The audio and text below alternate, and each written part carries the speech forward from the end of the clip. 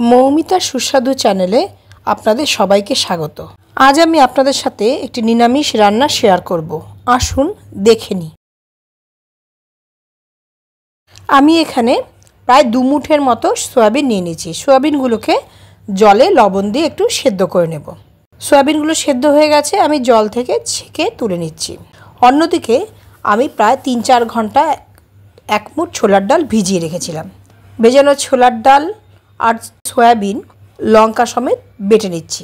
মনে রাখবেন, সয়াবিনটা কিন্তু একদম জল নিংড়ে নেবেন না, অল্প অল্প যেন জল থাকে। এবার ওই মিশ্রণের মধ্যে মিশিয়ে দিলাম পরিমাণ মতো লবণ আর হলুদ। লবণ আর হলুদ দিয়ে খুব ভালোভাবে মিশিয়ে নিচ্ছি।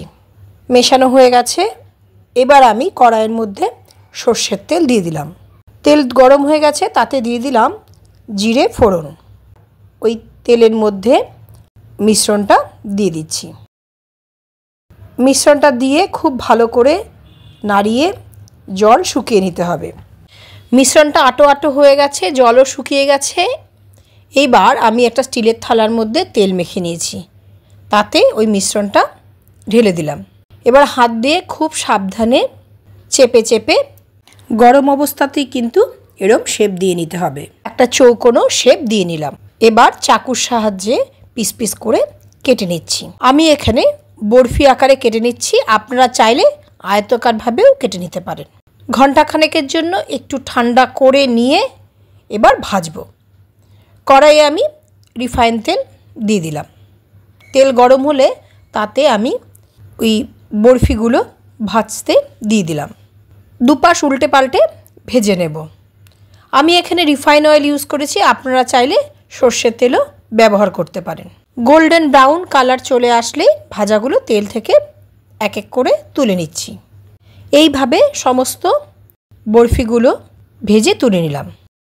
এবার যে তেল পড়ে আছে সেই তেলের মধ্যে আরেকটু এবার আমি সর্ষের তেল ব্যবহার করলাম। তেল গরম হয়ে গেছে, তাতে আমি ডুমো ডুমো করে কেটে রাখা আলুগুলো ভাজতে দিয়ে দিলাম। আলুগুলো ভাজা হয়ে গেছে, এবার একটা সাইড করে দিয়ে তাতে কয়েকটা ফোড়ন দেব। প্রথমে দিয়ে দিচ্ছি তেজপাতা, তারপরে দিলাম গোটা জিরে, কয়েকটা এলাচ আর দারচিনি দিয়ে দিলাম ফোড়নের জন্য। একটু ফোড়নগুলো একটু ভাজা হলে তাতে দিয়ে দেব হিং। 1 চিমটে পরিমাণ হিং দিলাম। হিংটা একটু ভাজা হলেই তাতে আমি গ্রেটেড আদাটা দিয়ে দিলাম। সমস্ত কিছু ভাজা হয়ে যাওয়ার পর 2 টমেটো, জিরে আর কাঁচা লঙ্কার পেস্ট দিয়ে দিলাম।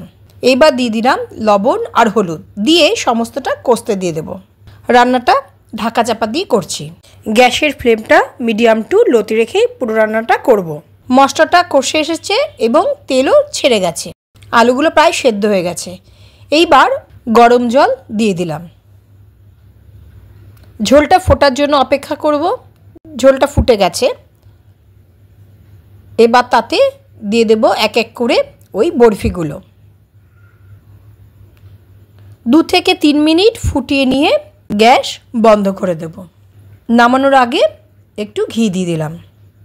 একটু ঝোল ঝোল রাখতে হবে, কারণ শেষে কিন্তু এই বরফিগুলো ঝোল টেনে নেয়, তখন খুব শুকনো হয়ে যায়। তৈরি হয়ে গেল সোয়াবিনের বরফির ডালনা। নিরামিষ দিনে গরম ভাতে উপভোগ করুন এই সুস্বাদু সোয়াবিনের বরফির ডালনা। আমার ভিডিওটি ভালো লাগলে লাইক, শেয়ার এবং সাবস্ক্রাইব করতে ভুলবেন না।